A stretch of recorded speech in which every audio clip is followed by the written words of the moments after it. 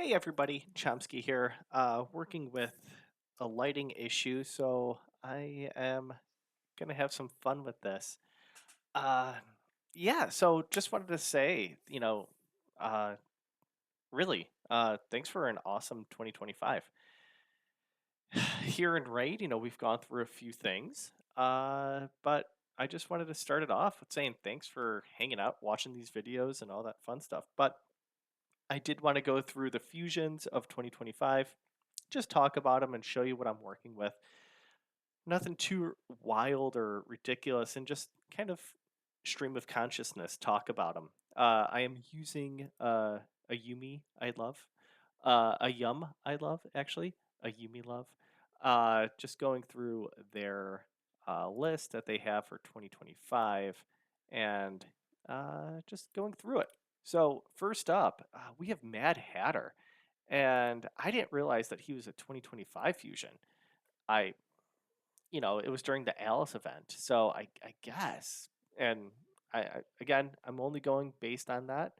But we have Hatter, which I thought he was going to be rubbish, versus the others. Like, he came with Cheshire Cat, with Alice, Queen of Hearts, and Knave. And I was like, oh, Hatter is just meh, but he has turned out to be super awesome for me. Like, I don't even have him in the best perception stuff. He's not crit capped or anything like that. I leaned into speed and accuracy with him. I use him in Hydra. He could be used in Chimera. Uh, Dude's a really sneaky play in Dark Forest as well. For masteries, I very basic attack here, basically for Hydra, and then yeah, I went with Oppressor just for those hex debuffs that he puts out there.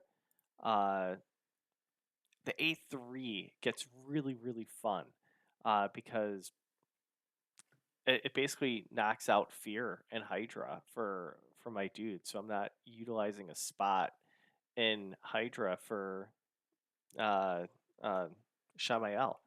And then, he brings in the Hex in the weekend, as well as a very tiny ally attack, and then he steals some stuff. He's based on HP, so he's not going to be doing that much damage, but dude's kind of awesome. So I put a journal on him because he's doing turn meter. Uh, so yeah, get me more, and then just in case, uh, like I could take this gem out of there, but sneaky, really nice, really solid. I have him in perception, and then pinpoint, and if I really wanted to go max, like I would definitely bring up pinpoint or even a protection.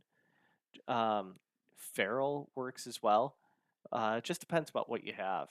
But yeah, sneaky good. Like definitely uh, A plus right there. Now that I've had them for a while and use them, and really it's all based on the stuff that you have and what you're comfortable giving up for. So this way, Hatter could be quote unquote optimized for your account.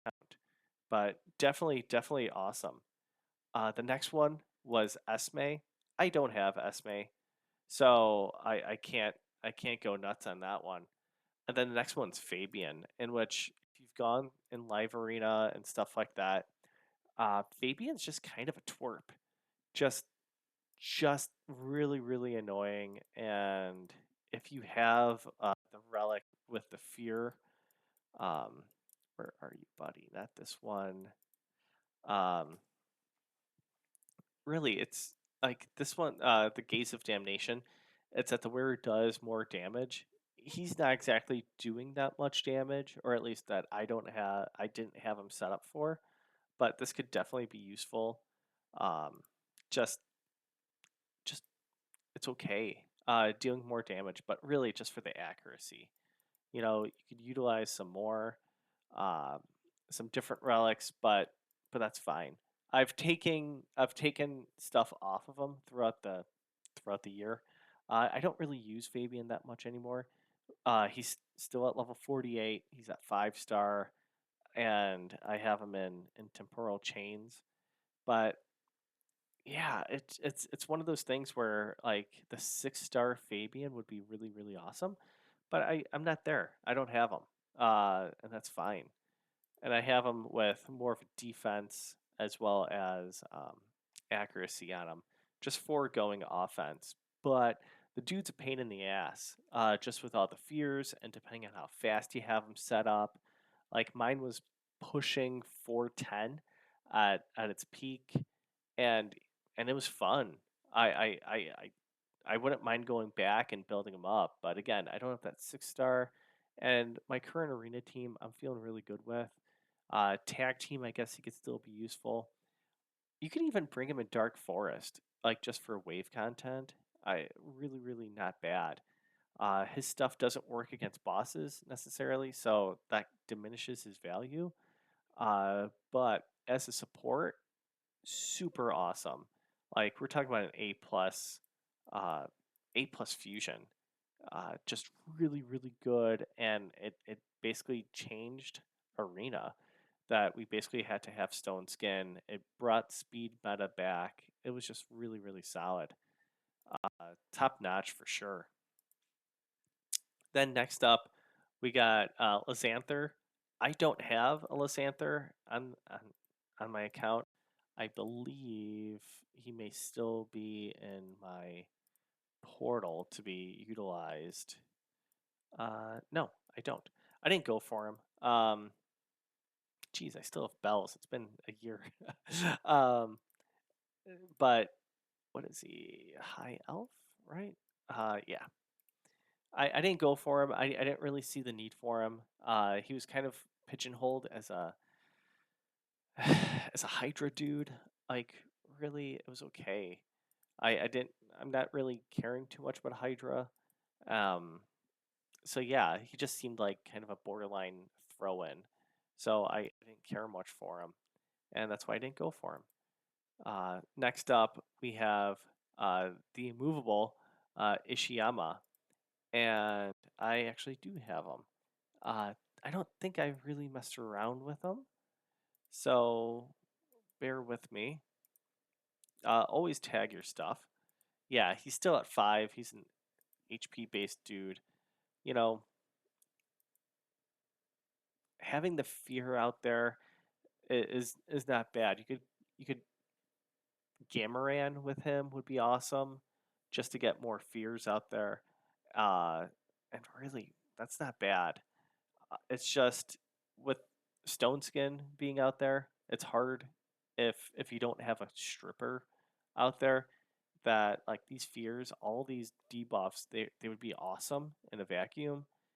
But we have the wand of submission and all that fun stuff that can be bounced back. So like he has been kind of neutralized. Like I don't really see him at all, and it's unfortunate because I don't know if I pulled him or I don't know if I did his fusion or not, but he was basically just a throw in, and it's really unfortunate because there's two of them, you know, that was back to back, and it's nice to have like it filled out a roster, but in practice it wasn't really that good. Don't really see him too often. And then we have Tholan, which was a really big one, man. Tholan was and still is really really good. I still have mine built. He's not that fast because I have him with Senna. He's using my faction wars, and I think he's really solid. I have him pretty much like really really built up here. He's crit capped, 353 crit damage, 7,000 attack. He gets kind of squishy. He's only at 45,000 HP. You have him in lethal and fatal, and then some merciless. And I don't have a relic for him, and that's fine. Um, I was using Cat's Gaze when I really needed it. But yeah, an AoE, tossing in a weekend, and if it's placed on everybody, it gets an extra turn. I love those mechanics. Give me all the turns. I'm for it.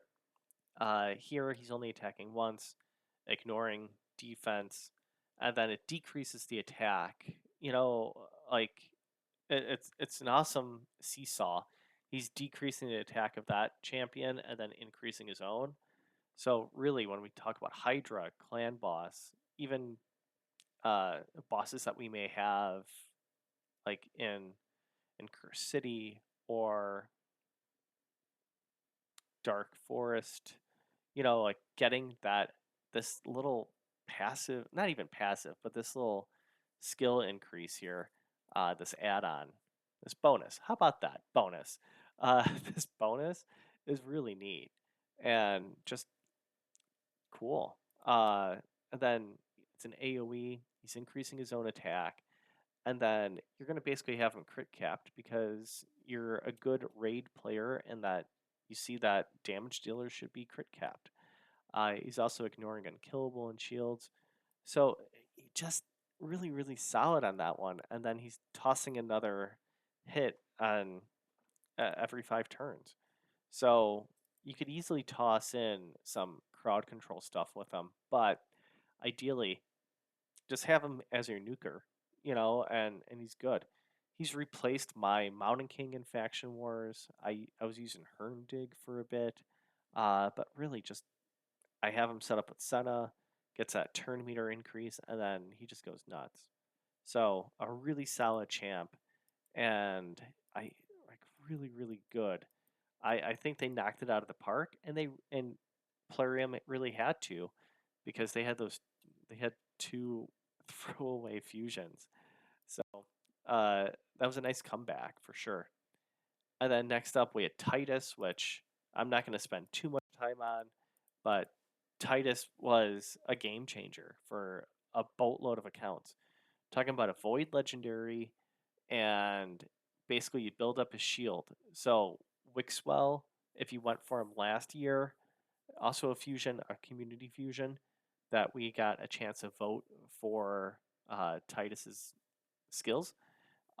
Basically, you go nuts with them with a Lamasu and another skill resetter, uh, like Yumeko, and you just have them do an A2.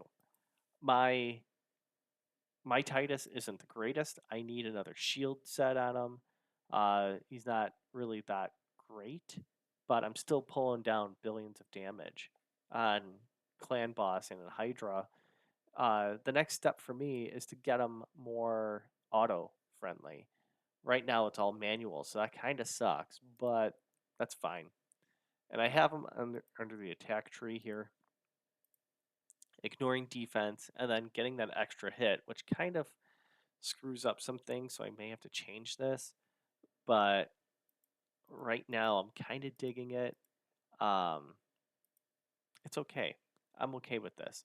I would love, like in 2026, I would love to grab a sixth Soulstone for him, but I'm also not going to go nuts. But this dude, definitely worth the hype if you can, depending on how Plarium does their previous fusions. In 2026, where you could obtain more, um, not shards but more pieces of them. Definitely, like, he would be on top of my list. Like, if you have a Wixwell, dude, you need a Titus. So that would be awesome. Definitely an S tier. Uh, Huge. That this will elevate anybody's account. So save your shield sets and then get them on Titus. Uh, Next up, uh, yeah, Raid really kind of knocked it out here, and they had three really solid fusions in a row. Like we got Crocad, which was the much anticipated uh, partner champ of Shayak, that got released, and I have him in an 8-piece Merciless because I don't have a ninth. I don't have a banner, a Merciless banner. But when I do, I would definitely love to get it because I want that extra chance of getting an extra turn. Uh, yeah, the reason why Crocad was so good is because he's basically attacking whenever,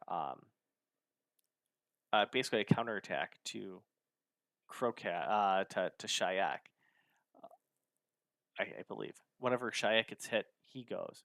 and he's attacking a enemy, and he's just like, this does a bunch of damage. Like it deals double damage, and if you just crank up the attack on him, and he's not even no relic, you just crank up the attack on him because he could do a boatload. And then that A3, this just smacks. Like I have him in my hard faction wars, and this thing will easily do like 40% damage on the boss. Having this like what Raid does with those extra hits, it's just awesome. So really, just crank that out. If you see a champion that has an extra hit mechanic, go for it, because it's going to do a boatload of damage. And for me, I don't like telling people what to do with their fusions, if they should go for them or not. I preach that there should be a unique modifier to those champions that they go for, and this definitely qualifies to get that extra hit in addition to counterattacking. Like awesome, but to also have a unresistible chance like on a skill, even though it's leech and weaken, it's still massive. You could build them up with no accuracy, but you're tethered to Shayak. So there's definitely a symbiotic relationship there, but it does work great for faction wars like him, Tholan, and I mean, well, take away Tholan, but him and Titus definitely S tier. Uh, Fabian, I would go up there too. Like so S plus with Titus. Crocad, I would say S, and then Fabian would be S minus. And I mean, though, like, yeah, they're gonna carry you, and definitely a huge one. Uh, Next up, we have Donatello. Um, yeah, that this was part of the turtle wave, and you could see some wild numbers with him because he's filling up turn meters, he's decreasing skill cooldowns, he's placing an increased speed, like really rad. And plus it's another avenue for basically his boys to follow suit and attack. And that's just great. I at first I didn't want to like the turtles. I went for him just because I'm nostalgic. This was in my wheelhouse, playing the arcade game of Teenage Mutant Ninja Turtles. Really resonated with me. Really liked it, so I wanted to get the turtles. I got them. You know, I basically use them in tag team. I may bring them about in siege, but like really, they're just my tag team. I I mean, I have him in supersonic. He's only at 304. Not really geared up for attacking. Uh, he's not crit cap, no crit damage. I'm notorious for not building out resistance. HP and defense. Defense could go up. HP's fine. Maybe just a little bit more. But really, really solid. I mean, he's healing everybody by 5%, uh, activating continuous heals. So definitely a huge amount of support, and especially if you have the other turtles with him, like the dude is a hard carry because he's doing the continuous heals. Yeah, I mean that this is your healer. Um, just really, really solid on that one. Uh, but standing alone without them, he's fine. I would say he's maybe like a B tier, maybe a B minus. He gets bumped up because of decreasing skill cooldowns by 2 turns, which is pretty big, but he's not really he's fine. But when he's with the turtles with his buddies, he's definitely an A plus tier, just because he gets that ability to attack with everybody else, which heals and instantly activates. So that's your sustainability, dude, and that's essential. You want to protect your healers, you want to have a healer on your team. He's a must. And I have him with Journal just because he's healing, and then the turn meter. This does not count the continuous heals. It's just for the A1, so getting that, geez, you know, a 15th of a percent on here is not so bad. Um, it is what it is. So just to get a little bit more out there, I'm for it. So I got Journal, and that's fine. Again, I'm not necessarily bringing him anywhere in particular, but you can in Hydra. That skill cooldown does come into effect, and that's really good. Next up, we have Granite. Granite was this guy. I had him in protection. I don't anymore. Um, HP champ. I like the HP champs, but I also hate them. HP is just easy because then you just tank up HP, but it just sucks because they don't do nearly as much damage, and that's fine. And I don't have them booked. Like I I got them, and then I was like, eh, like it's okay. So multi hitter, removing a buff, cool. Each hit ignores a defense, which is really essential when you have an HP champ. Attacking all enemies places an increase accuracy on us. Decrease defense and a block buff on an enemy screams Chimera. Like there's not too many that increase accuracy as well as are useful in the area. So to have him in there as well as decrease defense and block buffs, it's pretty big. And then, to remove all debuffs, that's great. And then he's also placing Shatter. He may be the only Shatter buffer that we have out there. So definitely interesting, and that's why I went for him because this was the first incarnation of that. So cool. Um, and then he's also ignoring stuff. I got him, and then like he's sitting in my vault right now. I don't want to besmirch him so much. I think he's a B plus tier, just because of the increased accuracy and then decreased defense and block buff. So it gets kind of wonky because you need to have accuracy on him, and then you also want to make him a little bit damagey, and then just bump up his, you know, the commingling stats of HP and defense. So he's definitely stat forward. Uh, you could definitely get away with not going for speed so much if you have Senna on your team.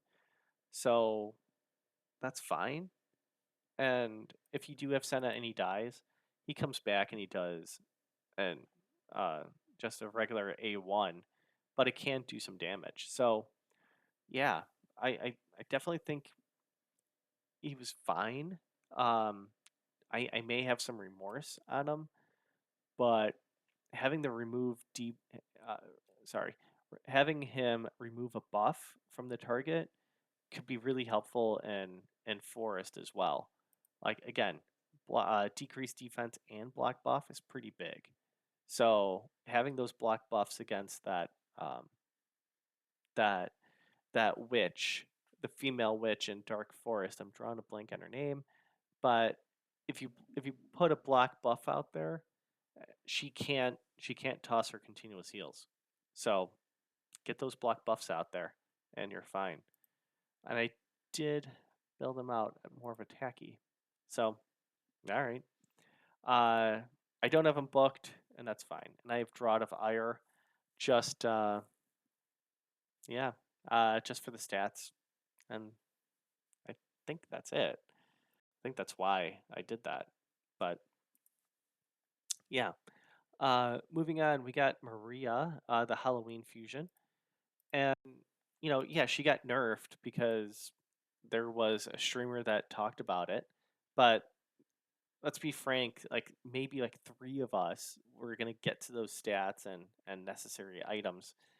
For the rest of us, she turned out to be fine. Like uh, a three hitter, and then she had the wonky, yeah, the the wonky modifier here, but like it's fine. Like I used her for a bit in Clan Boss just to mess around, and she should straight up attack. Like I it's fine. uh, you know, it's not the greatest. You don't want champions that just do attack. So Plarium tossed out there the additional extra turn mechanic, but it's not useful against bosses. So it's like, are you tossing this in your arena teams? But then she's not bringing much to the table because she just straight up attack. You need somebody that's gonna basically bump her up. Uh, yeah, and kind of kind of deflating, you know. I would definitely put her towards the bottom of B tier. Again, just because yeah, she's wonky. You know, she gets those extra turns potential. She gets this increased damage, uh, decreased damage, but like it's just not enough. You know, if she had a mechanic for her to like steal a buff and it's protected or something like that, you know, then that's neat. But straight up damage, I don't want those. I want teams that I could mix and match different buffs. So I do have some remorse over her, but like aesthetically she's awesome. But like I got her, so yeah, she's in the fusion and she's collecting dust. I mean, I took some gear off her and I don't really use her too much. And then we have two left. We got we got Cross the Wall Breaker, which I used for a bit and then I took gear off. I had him in Feral, um, just you know, because I wanted more damage.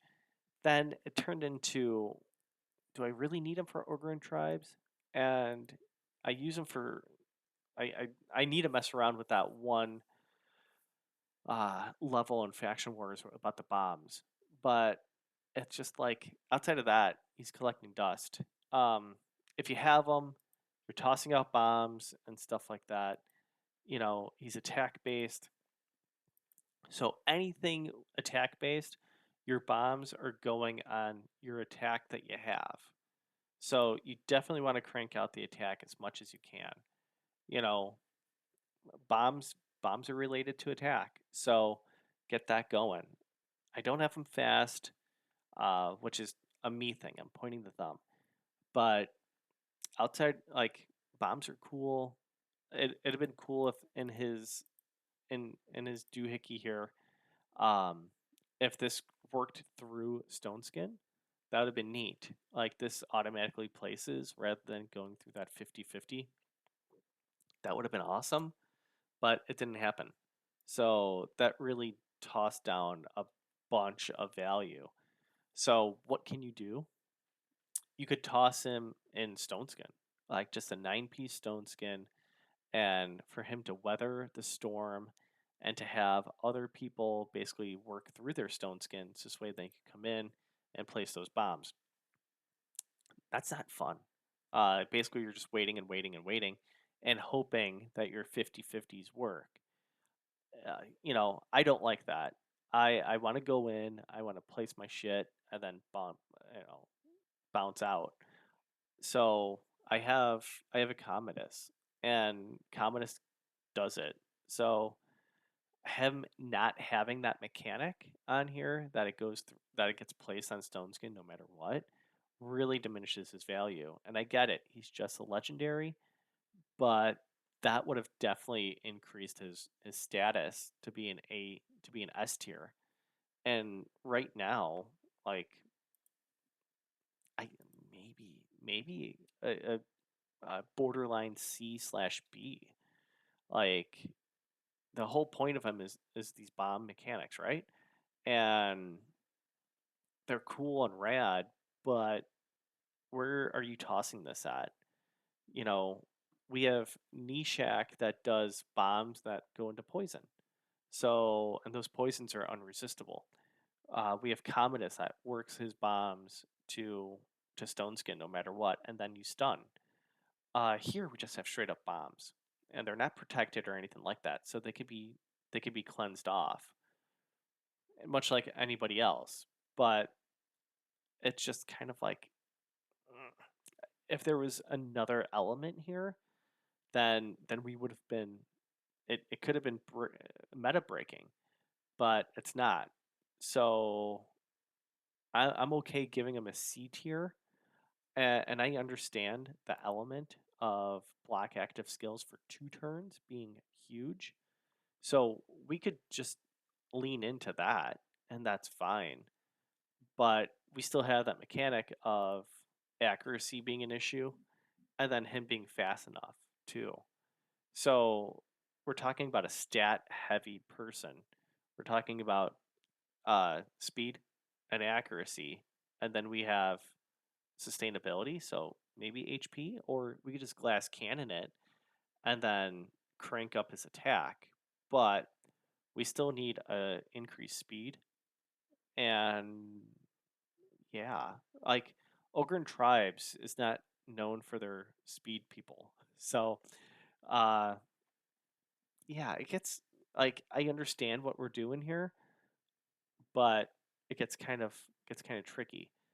Uh we do have champions that he could be with for the counterattack mechanic on his A1, but that's only for one target, like, and there's a stun mechanic that goes to 50.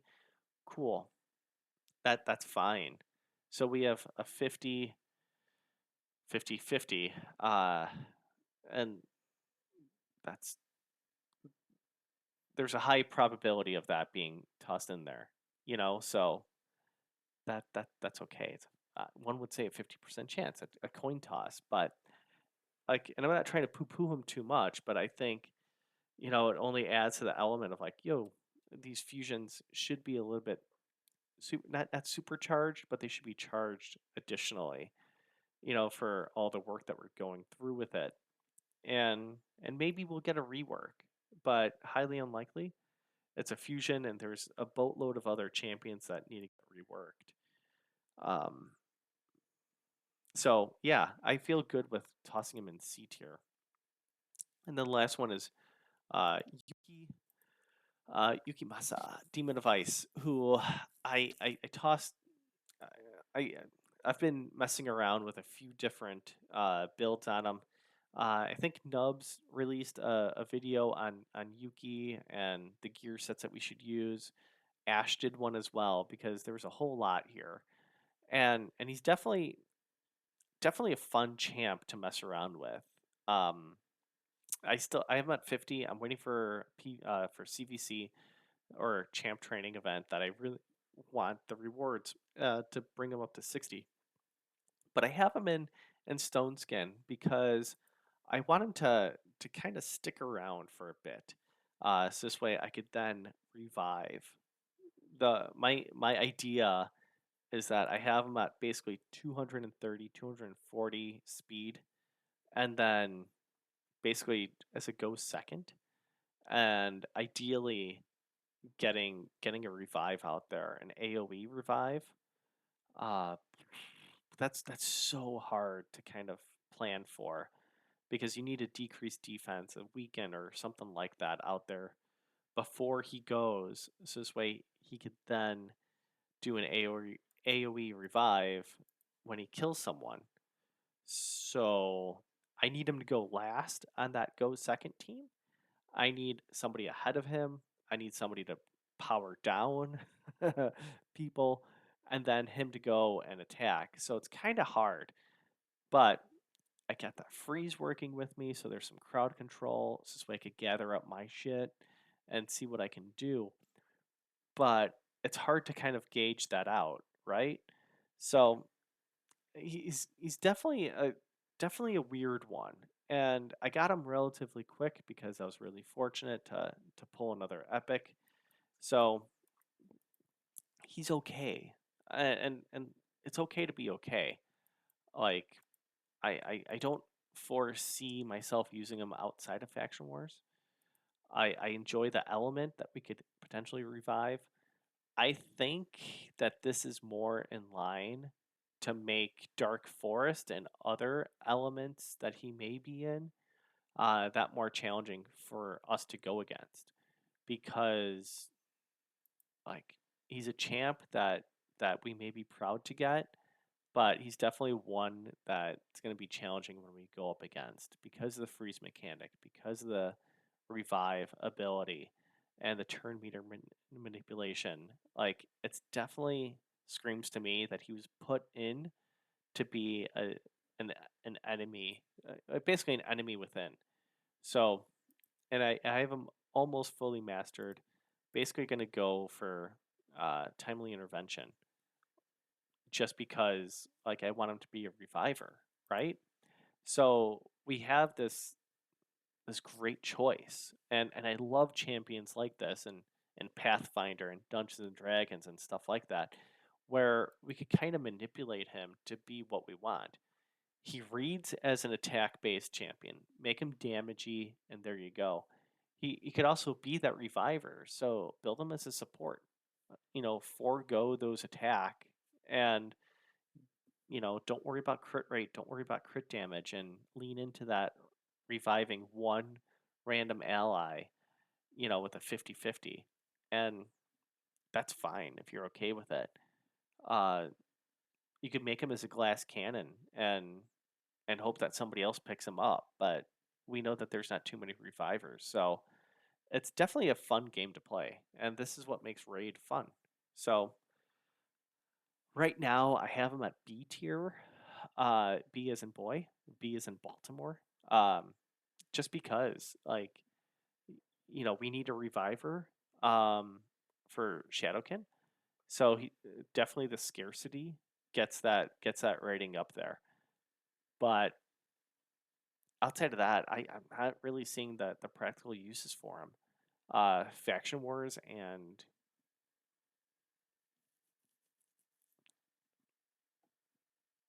yeah, Faction Wars. That's all I got on him. And this has been like a quick waxing of poetic to about the fusions, but definitely happy about Fabian. Definitely happy about Titus. Crowhad was pretty awesome. Hatter was a surprisingly great get, and then Tholen, like those those five were really awesome.